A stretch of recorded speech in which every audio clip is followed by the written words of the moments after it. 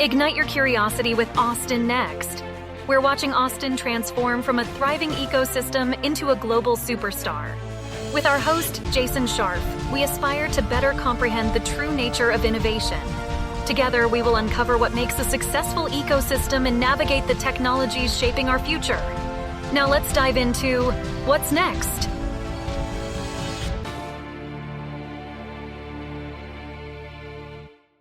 Today's podcast is sponsored by Austin Private Wealth, a registered investment advisor focused on fee-only financial planning and investment management. Their mission is to serve affluent clients with personalized financial advice, fostering a trusted relationship that will endure for generations to come. Austin Private Wealth is not just about managing wealth. They're about inspiring you to embrace a future filled with possibilities and helping you architect enduring legacies. Their core values of integrity, service, caring, excellence, and growth are at the heart of everything they do. Connect with them today at austinprivatewealth.com. Austin Private Wealth is a registered investment advisor.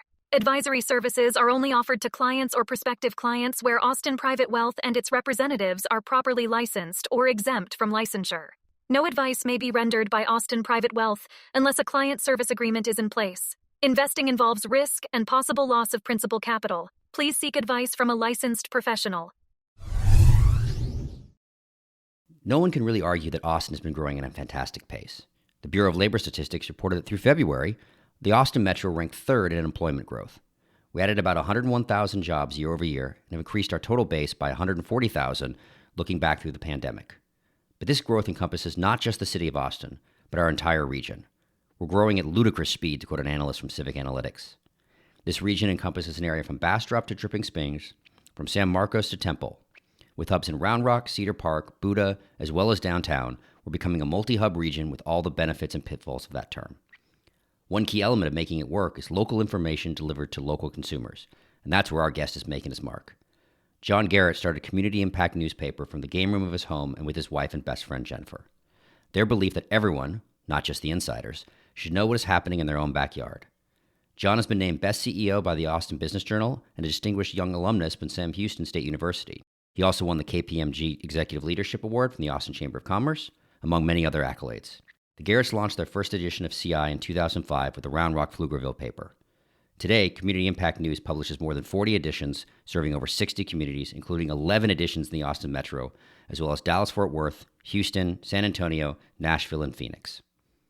John, welcome to Austin Next. Thanks so much for having me, guys. So, a bit of background, start off. What made you embark on this journey of hyper-local publishing? Well, I always joke that we were hyper-local before hyper-local was cool. 2005 was when we started Community Impact. My whole career's been in the newspaper business. So I started at the Houston Chronicle in the late 90s, mid to late 90s. So the glory years. I mean, we were killing it, printing money. Only game in town, really. I mean, everybody followed the newspapers back then. But it gave me a great opportunity. I was always on the business side, but it gave me unbelievable opportunity. I learned so much about technology there at the Houston Chronicle. I learned about people. I learned about circulation and quality. But my wife and I are from Austin. So we, just like everybody else, even now, back then, everyone wanted to be in Austin. That was in Texas for sure.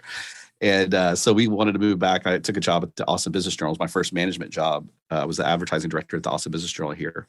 And it's just 26 years old. And my first management gig, but I learned so much. I learned about, how to build a great team. We were one of the worst performing business journals on Chain of 41. And when I left there, we were one of the top two. So wow, I was really proud of what we built there. Yeah, no, it was great. I had a great team and learned a lot. It was a great experience for me because I learned so much about kind of the tone of CI, right? It's kind of a business journal tone. But the reason why we went hyperlocal is because, my wife and I lived up in Round Rock. And I was driving into the Business Journal every morning.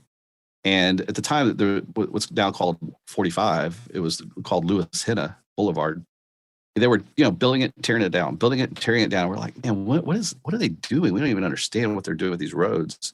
And, of course, they were building the toll roads and no one knew where they were going or how much they were going to cost. And since I work downtown, I was really interested in, people that are new don't understand how 45 connects to Mopac was like a miracle, because before then it was like driving down Burnett Road every single morning, but like multiply by like 10 just to get to downtown Austin. It was very difficult back then to get to downtown Austin. So it was like the curiosity is really what got us. And of course, at the time, the only real local publications were, kind of the traditional community newspapers, which I think were a lot better back then, but still they wrote about, Johnny kicking the winning field goal and that kind of thing. And my wife and I didn't have any kids. We didn't have a Starbucks back then. Are they going to build a Starbucks near us? Like, that's all we cared about. So it was curiosity and my experiences at the Houston Chronicle and the Austin Business Journal that kind of brought it all together. And I always wanted to be an entrepreneur, and I had all these really bad ideas my wife would just reject. And then I came up with this idea, and she's like, "You nailed it." And so I quit, and I took $40,000 credit card loan out from Southwest Airlines, and we started CI from the game room of our house, and the rest is still being written. I guess I don't want to say history because we're still writing our story. No, but I love it, and I love the value prop that you guys are bringing. I think in a speech, I guess you said it was like, as you said, the Johnny kicking the winning field goal, which didn't always provide, unless you're Johnny's parents, of course, then you were very interested in that. But I kind of joked that like every time we get community impact, there's at least one story that provides leads to a discussion in my house, whether it be something about the school district or the housing prices or whatever. So I've always really enjoyed getting it and going through. And then obviously, the same, obviously you keep the advertising model, and we got to go through it twice, once for the stories and once for the, okay, what is right near us that has some sort of interesting deal coming up? So it works really well. And you guys have been expanding a lot and choosing, you've got 10 different, communities in Austin. How do you choose what creates these little, hubs that you're going to cover? Yeah, great question. I mean, we've always just thought through, like, how does commerce work? How does transportation work? How do we regionalize that? Obviously, our model is also ad driven, so we're sensitive to total circulation numbers. We gotta have a model that will support our circulation through local advertising. So, like Northwest Austin, when we started that publication, that was the first one in Austin proper. We were in Round Rock, of course, and Cedar Park and those areas. But when we went to Northwest Austin, I grew up in kind of Gracie Woods area, which is kind of Parmer Metric is where I grew up. And I always felt like Northwest Austin was really like the local papers didn't really give it enough coverage, the local business community in particular. And at that time, the domain was just getting started. The red line was just happening. And so we're kind of looking, okay, are there news events that are happening in this area? How does Northwest Austin actually have a voice at City Hall? This was actually before they had the district. So, it was the council members were very central Austin, geared, and they focused most of their policies and even funding on those areas. And so we wanted to say, hey, Northwest Austin deserves a voice.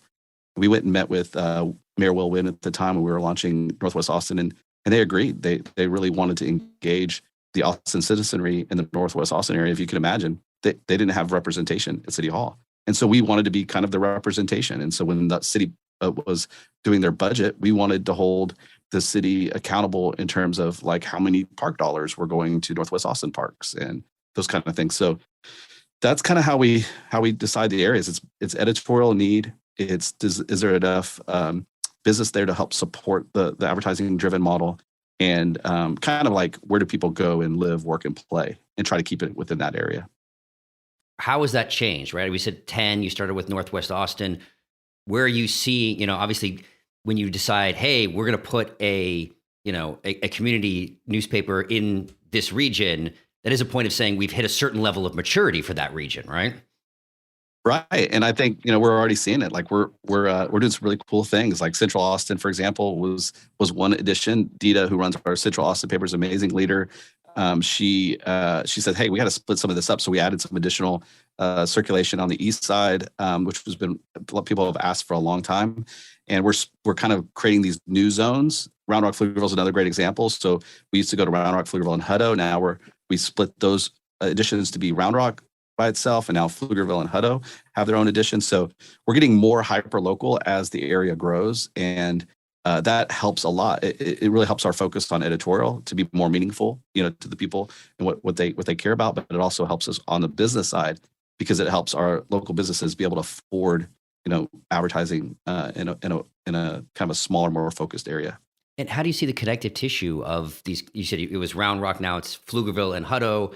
I'm curious, like, as we see with Samsung coming into Taylor, how Taylor may be part of that group or getting its own. What defines that connective tissue to be this is its own community? Yeah, I think it happens really organically. Like, even though Samsung's going out to Taylor, it's still, if you've ever driven, Hutto to Taylor, there's still a pretty big gap. Now that gap is closing, and so to me, it's about transportation. So if we do Taylor and we combine it with Hutto, then we have to really make sure editorially that the people in Hutto feel like we're their paper and the people in Taylor feel like we're their paper. So if they're not connected enough, then we've learned this over time, it creates some, editorial relevance issues. And so it's kind of like, the daily paper's problem, right? Like, how does a daily paper cover Round Rock and San Marcos and Austin? It's very difficult. So every day the paper comes out, how do you make sure that somebody who lives in Buda feels like that's their paper? So that's what we think about, and our model allows us to do that it's a little bit more effective than kind of a big daily or metro focused publication. Well, and then you split up, when I look at the website and the different areas, you split them up by the different metros, Austin Metro, Houston, Phoenix, and so forth. So going to put you on the spot a little bit for a moment. I noticed that on the website, New Braunfels is in the Austin Metro, but at least from a census perspective, I think it's in the San Antonio Metro. So how was that decision driven? Well, Jason, there is no S in the middle of New Braunfels. There's actually a really funny song that you should Google that most people say New Braunfels, and that the locals there will be able to tell you're not from there if you say that. Just FYI, that's a friendly little note to you. I appreciate it, and I apologize to everybody, all our listeners in the area. I will get better. So, but it's a really great video. You got to Google it. It's really, really great. So New Braunfels has always in our market been in Austin because we kind of kept going south. So we're in San Marcos, and really San Marcos, obviously geographically is close, but now we're in San Antonio. So we just haven't moved it, structurally on our website.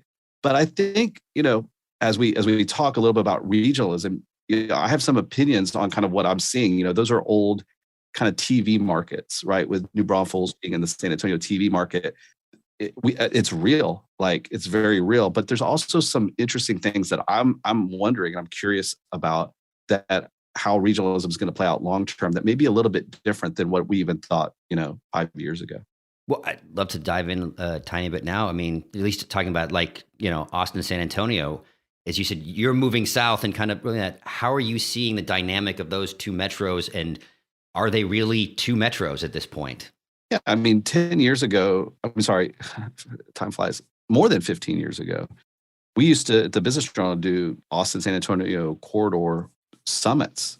Hey, when is Austin and San Antonio going to connect? That was over 15 years ago. And if you drive the area now, there's still a lot of gap between New Braunfels and the MetroCon area of San Antonio, Schertz, Selma, that kind of area. And New Braunfels itself, there's really strong leadership at the city level, all across that city.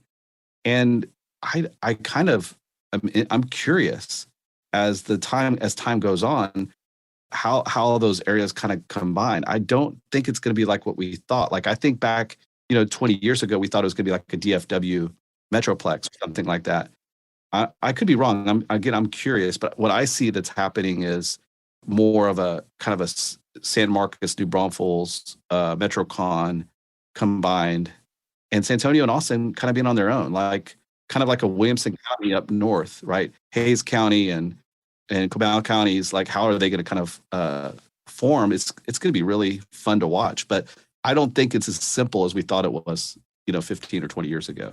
Oh, that's interesting. Yeah, when I've gone up to DFW, right, it's 50 cities that are all combined together, but having three distinct groups, right, Austin, San Antonio, and then the corridor in between makes for an interesting dynamic then.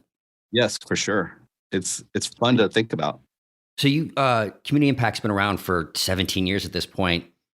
What do you feel is the most important changes you've seen over that time? Well, I think the foresight of many people, if you think about 45 and 130, for example, I mean, guys, it's been about 20 years, something like that, 17, maybe 16, 17 years since those things have been open. And, if you think about the foresight of the leadership at the county levels and the city levels of those areas to do those things, 30 years ago, buy the land, plan it, like, whoo, now in today's world, we're like day to day, like, I think part of that's pandemic, like, how do we survive? Like, I kind of think one of the biggest changes that I've seen is the ability for local leadership to plan far ahead. And I think that that's probably normal for a metroplex. I don't know, or, a metro area that with our kind of growth. But I think that that's the biggest change that's happened in the last 25, 30 years. And it's going to be really hard to navigate the future without time like that or without leadership like that. I want to drill down a little bit on that because we've seen most recently around the airport. The airport plan is about a 20-year-old plan. For example, it called for additional jet fuel storage to be in a certain location. Here we are 20 years later. Austin Bergstrom Airport is a much, much larger airport from a demand point of view. The new jet fuel storage has never been built, and it may not be in the right place anymore because everything else around that storage depot has changed. And we're still looking at now another plan for the airport, another plan for jet storage. Same thing is true of Austin's master plan. Again, it's 20-something years old. Do we have, and I don't want to go deep into politics here, but is it possible for political leaders today, with all the storm and drang kind of thing, is it possible for them to plan out more than 2, 3, 4 years in advance? I think it's still possible. I mean, the good thing about planning 30 years out in advance is that, you're going to be retired by the time the plans come to fruition. So to me, yes, you still can plan 30 years out.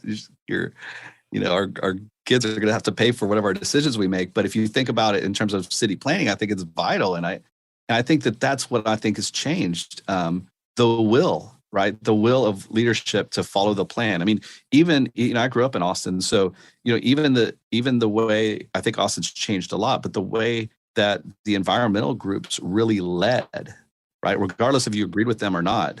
I mean, they got stuff done. I mean, some of the fun things, if you look at the Arboretum Retail Center, I mean, all those trees in the parking lots and such, like those were like really well thought out policies that annoy us is when we were trying to find a parking spot. But the point is that they wanted development to have trees and, make sure that there was still a beautiful area. And a lot of that local will is I feel like it's a lot more short-sighted, and they're making decisions in a lot of the cases they have to, that are like, hey, what's in front of me next year, as opposed to really making sure that the decisions that were made 20 years ago at whatever increments, 5 years, 10 years, 15 years, that those plans are moving forward. I think we've lost that somehow. Not everywhere. There's still some really smart, big picture regional planning that's happening, but the will to actually keep those things moving forward seems to have gotten lost in the urgency of the issues that face us today. Yeah, I'd agree with you. And I think one of the biggest issues there is with Project Connect and the transportation real needs of Austin, because I think it was just last week or 2 weeks ago, I read that the rail line is now going to be twice as expensive as it was promised. I would expect that to happen again a couple times over the next 15, 20 years. So that's an issue. It's interesting you talk about the trees in the Arboretum area. In a prior life, in my corporate life, I did a lot of travel. And I used to joke coming out of Southern California that if you wanted to build in California, you'd find a plot of land, you'd build, and you'd plant trees. Everywhere that I went on the East Coast and the Southeast, it was just the opposite. You'd cut the trees away that you needed to cut, and then you'd build. So when you talk about a smart plan to keep trees in the Arboretum area, which is beautiful, and yes, okay, it might be a little bit harder to get a parking spot, but at least you can breathe. So it's just one of those things. I wanted to dig in a little deeper also with regard to CI and your business model. Now, when I was in college, I was in the media in Chicago, but I was on the broadcast side. And it was hard and I don't care what size organization you had, to cover everything in a large metro area with reporters. You've taken what, for local newspapers, especially the hyper-local 11, 12 different versions in the Austin area, and an amazing, I want to say it's a risk, by actually putting people on the ground to cover these areas. Congratulations, by the way. Keep it up. We love it. How has that worked for you, and what was the thinking process behind it? Yeah, like so our business philosophy is everything starts with high quality local journalism and high quality design. I mean, if you've noticed our paper, we're all about infographics. I think we lead the country, in my view, of quality of infographic local journalism. Like we are really good at it, and we put a lot of money and resources towards that. Real quick, there was at least, it was one of your, I think, housing ones that I literally took a picture and was texting it around saying, oh, look, here's this increase, that increase, and here's our zip code. Okay. Yeah. We value design, and that's a big difference. We always have. Our first issue in 2005, if you go to our website, it's a great archive. You can go look at all of our bad design from our first issue. But one of the first things we did, this was before Google Maps was available. We designed every entrance ramp and exit ramp through a satellite image of the toll roads. Because if you had a business off 45, like you really cared about, whether or not you had an exit ramp or entrance ramp. And so we've always really valued design. And I think if you have high quality design, then it goes to the people, and the people will want to read it. And then you have, revenue that you can get. And then the key to that is you can continue to invest. So you add additional reporters. And so that's what's happened. That's how we built the model is we start with high quality journalism and high quality design. And our circulation strategy is really smart, right? It goes to everyone. And if you deliver a high quality product to people, they'll read it. We've demonstrated that. And the data is really clear. Like the idea that people won't read a printed newspaper is something that we have not experienced in the data, not even our data, other people's data really demonstrates that you can still pull that off. So it starts with a commitment to quality journalism, and then a commitment to continuing to invest in that. So adding additional reporters. And what's really exciting for us now that I'm really, I would have never have known is, during the pandemic, I studied a couple of really great local digital models, and we've learned a lot. And now with our daily newsletter, we have a whole new way to monetize and to add resources. So we're adding what we call multi-platform journalists, and so we're adding even more journalists that are really focused on kind of our digital products. And so I think it's just going to get better. Like that's been our approach, and we're committed to it. We're committed to, we're a values-driven organization, and one of our values is quality, and we're going to have a high-quality product. And I think that that's a long perspective that a company, we're privately held. So my wife and I are the only shareholders, which that helps a lot, and the return matters to Jennifer and I. And one of our greatest returns is when we walk into a CI office and we have reporters that, are engaged, and we have a team that loves their work. So that's the real return that we're going after right now. And I'm very grateful for that. Let's go up a level now and talk about how Austin develops as a metro, and what Jason and I have seen in other metros, especially coming out of where we did. One or two scenarios, seems to take place. You either have the single hub dominance kind of metro, or you have this multipolar, multi-hub kind of environment. Now, it's easier if you talk, for example, about sporting venues within a city. I'm born and raised in LA, and if you look at LA now, you've got the football stadium down the street from where the Lakers play at the Staples Center, and a couple blocks away is the sports arena, and so on and so forth. It's all very, very focused in a single area, and over time, it's actually moved more towards downtown. In other areas, you've got just the opposite, where things seem to scatter. It looks like the greater Austin area, Central Texas, whatever term we're going to use today, is becoming that multi-hub, kind of multi hub and spoke kind of thing, if you want to. You put a stick in the ground. We've got the state capitol. We've got UT Austin. And then everything else is all over the place. Obviously you've built your model the same way, so I'm going to guess you see that. But do you agree with that? And what do you think that means for all of us? That's a great question, and something that as long as I've been in Austin, everyone's been wondering about. I view it more as like sun and the planets, that Austin is the sun and everything around it revolves around the sun. And every once in a while, you're going to get a beautiful glimpse of Mars and you see something that's happening out in Leander that you're just blown away by. Wow, that's beautiful. But Leander really needs Austin.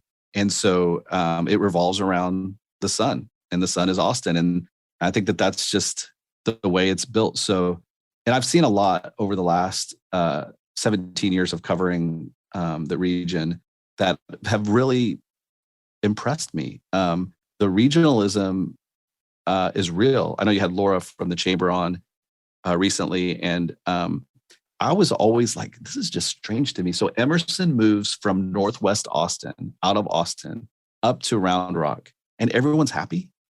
Like, that just seemed really strange, right? Like, but that's the way it truly is. Opportunity Austin in particular has always been around like the region winning.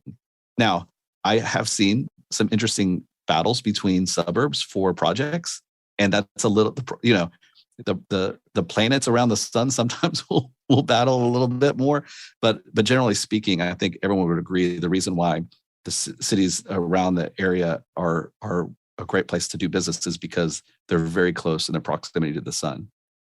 Let's take Samsung, though. There it was, using your metaphor, the sun versus one of the smaller planets, right? And in this case, Taylor won. And I think that's a very interesting dynamic, and I think it's actually a strong positive, one that obviously it didn't go to Phoenix, but having that internal competition, to say like, hey, they wanted to be in part of this region, but didn't want to be in Austin proper when it was all said and done. And does that inter-competition also help drive positive growth of, okay, so what is Austin going to change to be able to get Micron or the next, I swear it's a chip plant every day we keep hearing about. Yeah, I think that there was definitely real like competition between Austin and Taylor. But there's so many things, so many dynamics there between, water and energy and just things that even other things that we, that the three of us may not know that were happening behind the scenes that I think will make that kind of decision happen. But it doesn't happen. I don't think it happens in Taylor without Austin.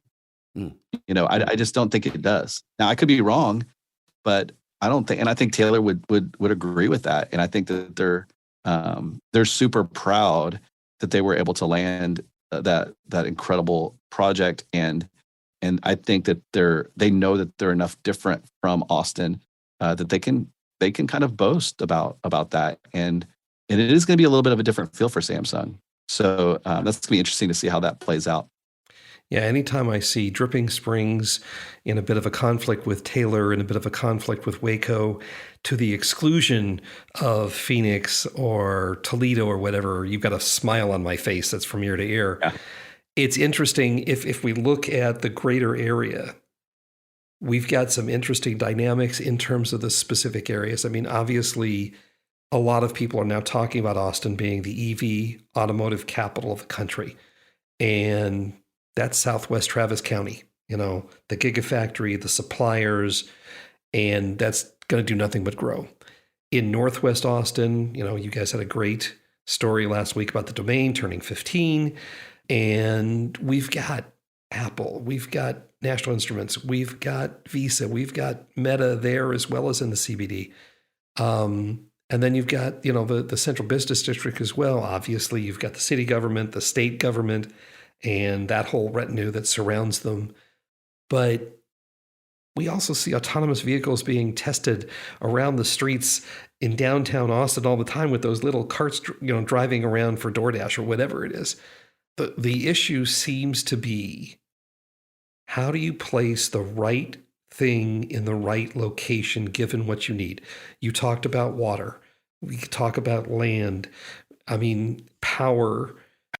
Rail. Yeah. Yeah, transportation. Yeah, in general, not freight as well as people. It's hard. And do you see that increasing? Are we going to see in that northwest section by the domain? Are we going to see more and more of quote high tech software development kind of things? And our factories are going to be, whether they're on the northeast side around the Samsung plant or around Tesla. Yeah, I think naturally they're going to be around each other. Although, tech to me, Austin is still going to be the driver of all that. The office and the brain power that drives those tech companies. I think it's going to be really focused on Austin. If manufacturing, think about it, it's land, right? Like there's land and it's inexpensive. It's, and also good transportation. I mean, you do have some great transportation options around 130 that make it very attractive for Tesla and for those kind of companies. So, I think it's really more about land and transportation than anything else, than hubs. I think Tesla would love to have built in downtown Austin that factory, but it just doesn't make financial sense. So if it goes like that, that's the reason why. And I guess that ties in with recently Meta taking 33, 35 floors of the new building at 6th and Guadalupe, as well as their location in the domain, as well as their location a little northwest of there. Is that the way that companies adapt and thrive? I don't know the specifics around what they're trying to do with those two different offices. I do know that there's a great bit of workforce in the north side, especially Williamson County. So they talked about Domain being the second downtown Austin, all that stuff. I've heard that a lot. That's been talked about a lot. The real advantage of the Domain is Williamson County people. The people who are buying homes in Lander and Cedar Park and Round Rock, and they want, they don't want to drive to downtown Austin. So I don't know what their strategy is. I don't know if they're having separate departments or like what they're thinking. But to me, I bet it's about talent, and I think that that's the biggest thing that every organization, regardless if you're manufacturing or tech or whatever you're in, it's all going to be about being around talent, and it's going to be interesting, as developments happen with housing, right? Like if housing is happening in where the land is in Williamson County or in Hayes County, that's going to be interesting to see how that plays out with those companies that are trying to attract talent. Plus the whole work from home thing, like it's just going to be interesting. Yeah. Oh yeah, without a doubt. It's interesting you talk about housing. We, being the data nerds that Jason and I are, spent a lot of time looking at housing numbers and statistics. Now, where we come from, to put attractive homes in the ground, you had to go on the ballot and get the county's voters to agree. Didn't matter where the tract was. It could have been in the farthest reaches of the county. Austin did about the same number of building permits with 1/10 the population of New York Metro. So as hard as people might say it is to build here in Austin, as much as we need housing, we're not doing as bad as we could be. I can't imagine what would happen if we were only permitting, 1/10 of what we permitted last year in terms of homes. But there's only so much fill-in you can do. There's only so much greenfield left in the city limits of Austin. You're talking about, Williamson County.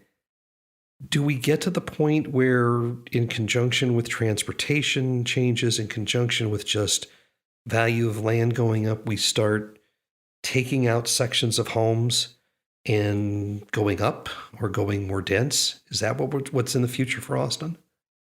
Well, right now there's a lot of land still up in Williamson County, and there's a lot of lands that's being plotted. I think somebody who studies demographics might be more. It might be an interesting guess for you guys if you haven't already done that. To me, that's a great question, and I think the whole work from home thing is kind of like the ingredient that I don't think any of us had seen coming. Like because you would think like you're thinking, where in Williamson County, they continue to build single family homes and then maybe some business districts, right? But not as concentrated as like the Domain or downtown. Well, now if people can work from home more, or, because by the way, just what we have now has been a huge reprieve. If you'd asked me 2 years ago, what's the biggest issue facing Austin? I would have said transportation. Like that would have been it. And now it has given us, I know traffic's still hard, but it's like the couple of days people are working from home has been a game changer. So now it's more about affordable housing and talent and that kind of thing. That are the big issues. And so long story short is I think it's going to continue to build like it's building. I don't think that Williamson County is going to feel the need to create another downtown because of traffic issues or because of land issues. And I think that the housing is going to continue to go to where it's the most affordable. Right now, that's going to be in open area, land areas in Northeast Travis County. And, Hayes County is getting, kind of expensive, but still there's a lot out in Leander and Round Rock even, that there's a lot of places to build housing. So I agree with you, Michael. I think that the housing has gone, we're doing as best as we can. And this is a unique moment in our region's history. And it's hard for people to be able to afford housing right now. But I agree with you. I think that there are things in the works, and I think we'll catch up, and we might even see a little bit of extra inventory that will really hopefully help some of that affordability issue. And I think there's also the demand side. I mean, you've seen people going to Leander and those places because they want a house, they want the good schools, they want all of those things. And what is interesting is, are we starting to see, to your point, where it's all about the talent, are the companies starting to move closer to the talent? I mean, when we saw recently, like, Austin was one of the fastest growing metros. It was like 3% in 1 year. But then Williamson County was, which is obviously a part of that, was 20% growth, right? So if everyone's moving up there and you're getting this question of, if I'm adding a new building, if I'm adding a new, or if I'm moving to Austin, it becomes an interesting question of, do I go downtown? Do I go up into Williamson County? Because people want to be, 10 minutes from me. Yeah, I mean, I think so. I just don't know how much of it is kind of old thinking, right, with work from home. So like, I loved being up here in Pflugerville because the talent, we had many people come work for us because they were tired of driving downtown. So the talent was being with the talent was a huge advantage for us as a business. And I still would plan that way. If I was a business owner, I would still look to where my talent is coming and try to build close to that talent, because we still don't know the whole big impact of work from home. But that's what I would do if and that's what we're doing. So we're building a new building in Houston, for example, and we're building it out in Jersey Village in Northwest Houston, and we're going where the talent is out in that area. So and here in Austin, I would do the same thing, and I would still build up out here. Now listen, also, there's some huge advantages to these towns. Like, I was in Georgetown for the Red Poppy Fest. I mean, it's an unbelievable event. It's unbelievable. If you live in Georgetown, the downtown square is great. I know down in Dripping Springs, they had Founders Weekend. And I mean, the ability for these towns to take advantage of the close proximity to the sun, of having the beautiful Austin, everything about Austin that we all love, the great meals and all that kind of stuff. And then having your own culture around that is a huge advantage, not only for residents, but for business owners as well. So that's what I would do. If I was a business owner, I would pay really close attention. And I love the idea of building around these communities. They're great. Leander's a great community. Cedar Park's a great community. Pflugerville's a great community. So I think that that's an advantage that these cities have. Yeah, and I think when we think about bringing on remote work, and I'm someone who lives in Austin, but I work remotely, so I work for a Maryland company. You think about, look, if you'd asked me in 2019, does geography matter? My answer would have been absolutely. If you asked me at end of 20, early 21 when we moved, I would have said not a chance. And if you ask me now, the answer is yes, but it's harder to define how, right? And when we think about, the future of work, and we think about, it always drives me a little bit crazy, the lack of nuance in some of the discussions when it's the spectrum. We're either remote, hybrid, whatever that means, or in person, right? And it's like, let's take it down a level and think about it from an activity base. So we can do this podcast remotely, not a problem, an hour of our time together kind of situation. If we want to do a 6-hour strategy session, no, I don't want to do that via Zoom. That's not something we want to do. If we want to do, I know the challenge for us is, culture building and communication is much more intentional, right? Because we all are all over the country. And so it'll be interesting is, to your point about moving away from old thinking, but like, okay, if I'm going to put a location down and maybe it's closer to the talent, but what are they doing there? Are we working in collaboration spaces? How are we kind of engineering? Because if I'm working on PowerPoints and documents all day, I'm going to stay home and do that. So I have that. If we want to, engage in, group thinking, then that's a great location usage. Yeah, I agree. I think that's the future of all workforce, whether or not, there's always this generational, like, it's hilarious. Like, if you study it, the generation below us is always, they're the lazy ones and they don't know what they're doing. And the generation above us, we're smarter than them, right? Like, it's the same thing, the history of mankind. But I will say this, that I think what's really clear is that any business that wants to be successful in the next 10, 20 years, they're going to have to be thinking like you're thinking, Jason, and they're going to have to be curious about all of those things. And it can't be, hey, I want everybody to be in my office because this is how I built culture with my generation. That is not going to be successful. I think past 10 years, if you really want to build a long-term business, you got to be thinking like you're thinking.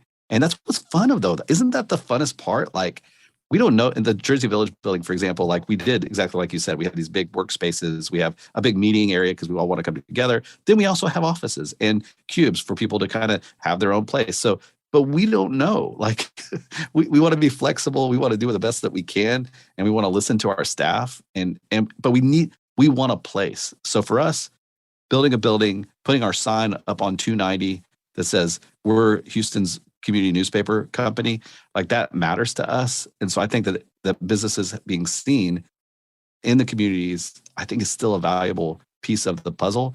But how you build the workplace is going to be something that we're all going to be learning. If we're open and we're curious, I think we're going to get it really good at it. It's going to be better than it was for our generation. No, I think that curiosity and that flexibility is really important because we're still, at the beginning, right, it was like, I don't know, 5-10% was working remote. And then, you had numbers coming out saying, we think 20% is going to work remote. Now we're hearing it's 55%, I think, was where people don't want to go back to the office. So, not, in some cases, not being committal. So we kind of see how things go. Now, all that being said, if we have remote work, people being in the house, we have this dispersion across the metro, right? So one of the big things about ecosystems that make them work is this aggregation effect, right? There's lots of people, they're running into each other. We have these wonderful creative collisions. It's like, oh, you're doing this, you're doing this. If we put these things together, a unicorn is formed, right? Well, if we're spreading out and not going into the office as much with remote, how do we maintain the strength of that dynamism and be a interconnected region that is causing creative collisions? I think you're going to see it in more happy hours and events that are around. I think events. I remember my first event during the pandemic, coming to an event where people were like sitting around tables. It's like, what? This is so weird. But now it's not. Like, I'm like so looking forward to every event. I'm an extrovert, and I don't know about you guys, but like, there was always like, I always had this kind of like fog, like kind of a head fog over like social interactions and such. And even though we still got out, we felt comfortable. My brain, from a business networking standpoint, was totally shut down for 2 years. And I think that's a muscle that we've got to rebuild. But I'm like so excited to do that. And so I think that's the answer. I think there's going to be, we are physical human beings, and we do want to connect. Some want to connect less than others. And I think that's a beautiful thing, that we're all created a little bit differently, and we need to respect that, the differences. But I think that coming together is going to be really imperative. Although, we need to be open-minded, because there were great companies prior to the pandemic that were remote all the time that were successful. So, I think we just all need to be curious and open-minded and flexible, right? But I think our brains are going to start kind of re-energizing the parts of our brain or whatever that are like, hey, I can't wait to actually go to an event again and network again and feel safe about it. So that's an exciting part of our next, I think, couple of years. I think there needs to be an evolution, though, in stepping up the game, even in these networking events, because I know because we transitioned during the pandemic, leaned in heavy into I'll call it the digital networking, whether through things like Lunch Club or Clubhouse when it had its moment, or just, people, just Zoom in general and meeting people. And it's funny because I've many times went to the 100-person happy hour event that was like, yeah, I'm supposed to go to this. And I'd say 99% of the time, the serendipity that was envisioned was supposed to happen kind of never did. And so for me, it's now been and as we said, 3 small children, all these kind of things, like the bar for me to go to an event is raised. It needs to be, of higher value. So you've got people itching for it, but then these kind of like, okay, what is it that I'm looking for? How are we going to change? And how are you going to bring even better connectivity at these types of events? That's interesting because for me, the bar is lower.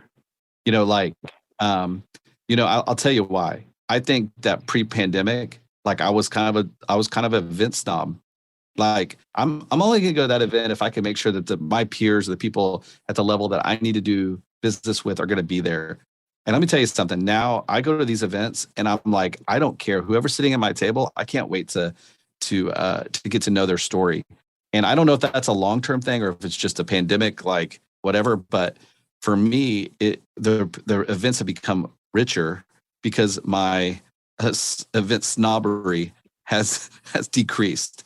And I met a woman, for example, just briefly. I know we're probably running out of time, but just real briefly, I met a woman at at an event, and we're sitting around. It was a diversity and equity event, and this woman, a Black woman, says, "Hey, I need to talk to you because I never really felt like Community Impact was my newspaper before. I always loved the ads, like you said earlier. I love the ads, but I never felt like it served my community. It was really my community newspaper. But I've noticed in the last 6 months that people that look like me are in your stories, and it's something we've been really intentional about as an organization. I was really proud of it. But to have that kind of dialogue with a reader that I probably at an event before may have only been around my peers and may have excluded that kind of conversation, not intentionally, but I guess intentionally, to now be at this event and seeing all these just people that I would normally wouldn't really seek out. Really seeking them out has been very rich. So I don't know.